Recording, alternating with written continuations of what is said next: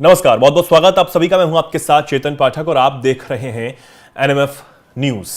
पाकिस्तान जहां से आतंकवाद फलता और फूलता है और भारत में वो जख्म देने का काम करते हैं, लेकिन अब पाकिस्तान का हुक्का पानी बंद करने का फैसला मोदी सरकार ने लिया है और मोदी सरकार के इस फैसले से बेहद खुशी भारत के नागरिकों में हो रही है कि ऐसे पाकिस्तानियों को सबक जरूर सिखाना चाहिए। और अब बहुत बुरा सबक है। आप समझ लीजिए कि पाकिस्तान पर जो 5 फैसले लिए गए हैं वो परमाणु से भी ज्यादा भीषण हैं। बहुत बुरी स्थिति पाकिस्तान के आने वाले समय में इन फैसलों के बाद होने वाली है। सिंधु जल समझौते को रद्द कर देना, उससे पाकिस्तान बूंद बूंद के लिए भी पानी की तरसने वाला है। पाकिस्तान क्या करेगा क्या नहीं करेगा, इसकी खलबलाहट पाकिस्तान में होने लगी इन 5 फैसलों के बाद। और यही वजह है कि पाकिस्तान की शहबाज शरीफ सरकार ने बड़ी बैठक जो है वो बुला ली है। और यह बड़ी बैठक, जब देर रात इसका ऐलान किया गया कि आप सुबह तुरंत जो है वो बैठक बुलाई जाएगी, तो ये एक बहुत बड़ा चिंता का विषय पाकिस्तान में बन गया कि एकदम से ये बैठक जो है वो बुला ली गई है। आखिर जो भारत ने हमला करने की बात कही थी, हम भारत की तरफ से कहा जा रहा था कि वो बहुत बड़ा कुछ कर देंगे, आप समझ जाइए। बार बार ये अल्टीमेटम दिया जा रहा था पाकिस्तान को, पाकिस्तानी सरकार को, पाकिस्तानी सेना को कि जो कुछ किया जा रहा है उसको तुरंत बंद किया जाए। जो टेरर किया जा रहा है आपकी तरफ से उसको तुरंत बंद किया जाए। आतंकवाद को खत्म करने के लिए आप हमारे साथ लड़ो। लेकिन पाकिस्तान उस चंगुल में पूरी तरह फंस चुका था। पाकिस्तान सिर्फ अपनी आदत से बाज नहीं आता और यही पाकिस्तान की फितरत में है। लेकिन अब पाकिस्तान पर जब मार पड़ी है भारत सरकार की, तो वो बौखला गए हैं। शहबाज शरीफ ने यह बैठक बुलाई। अब इस बैठक में जो राष्ट्रीय सुरक्षा समिति की बैठक पाकिस्तान की तरफ से बुलाई गई है, इसमें सबसे बड़ी बात यह है कि प्रधानमंत्री शहबाज शरीफ क्या अब करेंगे, उनके पास क्या बोलने को बचा है। और जब उनकी हुकूमत उनसे पूछेगी कि पीने का पानी भी हमारे पड़ोसियों ने रोक दिया है, जो अब तक आता था, जो जिससे सिंचाई होती थी, खेती चलती थी, वो रोक दिया, हमारे लिए पानी कहां से लाओगे? अब तक तो आटा नहीं हमारे लिए ला पा रहे थे, जुगाड़ नहीं कर पा रहे थे, कब तक दूसरे अरब देशों में आप जाते रहोगे? वहां से भी लताड़ जो है वो पड़ने लगी है। चाइना हमारे साथ नहीं है, तो अब क्या करेंगे? तो पाकिस्तान जो है वो खौफ में है। भारत का खौफ उसमें साफ नजर आ रहा है और इसलिए ये बैठक जो है वो राष्ट्रीय सुरक्षा समिति की बुलाई गई है। कूटनीतिक उपायों का जवाब देने के लिए ये बैठक जो है जो भारत की तरफ से एक्शन लिया गया उसमें बुलाई गई। लेकिन होगा क्या, ये तो कुछ नहीं पता। सबसे बड़ी बात यह है कि पाकिस्तान की राष्ट्रीय सुरक्षा समिति वरिष्ठ नागरिक और सैन्य अधिकारियों से बनी हुई है।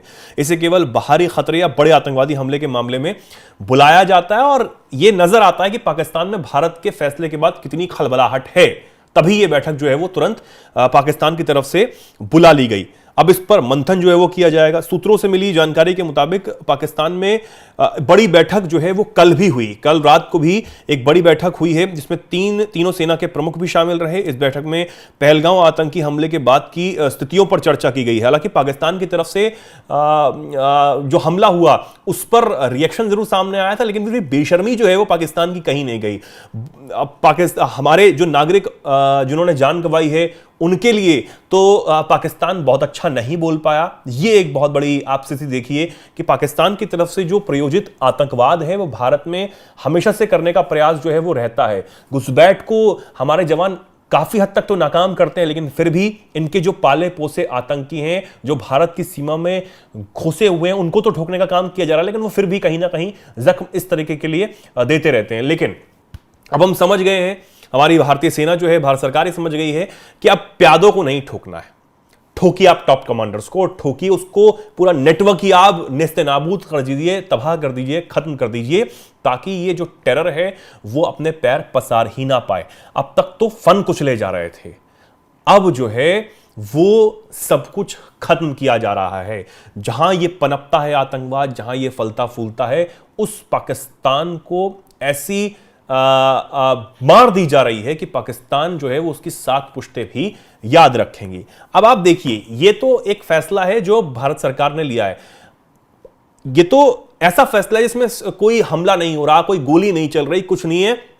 अपनी कूटनीति के तहत ही पाकिस्तान को घुटने पर लाने की कोशिश यहां पर की जा चुकी है। लेकिन अब उससे पहले ही आप खलबलाहट देखिए, आप ये फैसला हुआ नहीं था, उससे पहले ही खलबलाहट आप देखिए पाकिस्तान की तरफ से कैसे नजर आती है। पाकिस्तान के जो पूर्व उच्चायुक्त हैं अब्दुल बासित, उन्होंने कहा कि भैया अगले 10 दिनों में भारत बड़ा कदम उठा सकता है। इनको पहले ही पता लग गया था कि भारत जो है बड़ा कदम उठा सकता है, भारत एक बड़ा कदम उठाने वाला है और इन्होंने बड़ी शेखी बगाड़ते हुए कह दिया, ये ट्वीट किया है, ये पोस्ट जरा आप पढ़िए।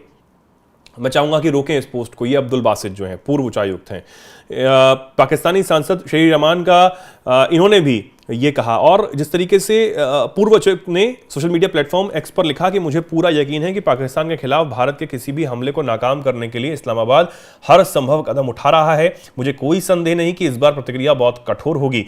और ये भी उन्होंने कहा कि ये बात एक बार फिर स्पष्ट हो गई है कि जम्मू कश्मीर विवाद को सुलझाए बिना पाकिस्तान और भारत के बीच सामान्य संबंधों की कोई गुंजाइश नहीं है। मैं ये बात हमेशा से कहता रहा हूं। तो ये अब्दुल बासित, जिन्हें पहले लग गया था कि भारत कोई अगले 10 दिनों में बहुत कुछ बड़ा करने वाला है। भारत ने कोई गोली नहीं चलाई, भारत की तरफ से कोई ऐसी हरकत नहीं की गई जो हमारी शान के खिलाफ है, लेकिन भारत ने ऐसा कर दिया है कि पाकिस्तान अब जाए तो जाए कहां, करे तो करे क्या, घुटनों पर आ गया है, मजबूर हो गया है। पाकिस्तान इतनी बुरी हालत हो गई है।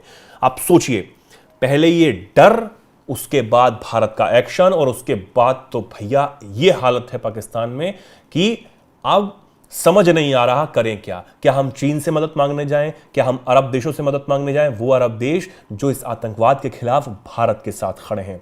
यूएई हो, तमाम जो देश हैं, उन्होंने भारत में हुए इस आतंकी हमले की निंदा की है और इस आतंकवाद के खिलाफ भारत के साथ मजबूती से खड़े रहने की बात की। तो पाकिस्तान अब कहां जाएगा, किसके पास जाएगा, कहां पानी मांगेगा, कहां रोटी मांगेगा, कुछ नहीं समझ आ रहा पाकिस्तान को। इसलिए बैठक जो है वो बुलाई गई है। क्या इस पर निकलता है, देखने वाली बात होगी। नजर हमारी बनी हुई है। आप इस पर क्या सोचते हैं, क्या कुछ कहना चाहते हैं, कमेंट सेक्शन में लिखें और जुड़े रहें, देखते रहें एनएमएफ न्यूज। नमस्कार।